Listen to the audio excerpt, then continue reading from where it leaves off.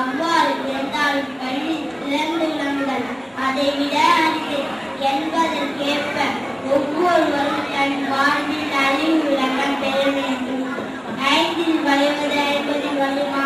ஆகவே கண் பழுமொழி கற்க வேண்டியவற்றை இவற்றிலே கற்க வேண்டும். கற்றவனை கண்ணுரை என்றும் கல்லாதவனை பெண்ணுரை என்றும் வள்ளுவர் கூறுவதிலிருந்து கல்லாமை நான் இழுவை உணர முடிகிறது. என் உரையை முடித்துக் கொள்கிறேன்.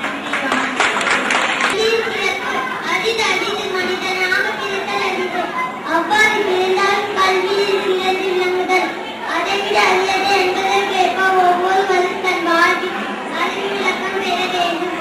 5இல் வளையாதது 50இல் வளையுமா.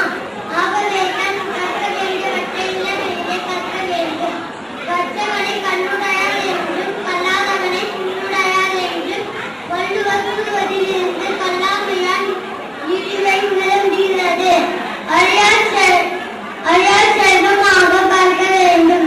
கற்றவனுக்கு செல்லும் விடநலம் பிறப்பு. நன்றி, வணக்கம். நான் இங்கே பேச வந்துள்ள தலைப்பு கல்வியின் சிறப்பு. அறிவு மனிதனாக பிறத்தல் அறிவு. அவ்வாறு பிறந்தாலும் கல்வியின் அன்பையும் விளையுமா. ஆகவே தான் கற்க வேண்டியவரை இளமையிலே கற்க வேண்டும். கற்றவன் கண்ணுடையர் என்றும் கல்லாதவன் புண்ணுடையர் என்றும் வள்ளுவர் கூறியது கல்லாமை என்று உணர முடிகிறது. செல்வங்களின் மிக சிறந்து கல்வி செல்வம். இத்தகைய கேள்வி செல்வம் போல கற்க வேண்டும். கற்றவனுக்கு செல்வம் இடமெல்லாம் சிறப்பு என்று பேச வாய்ப்பளித்ததற்கு நன்றி கூறுகிறேன்.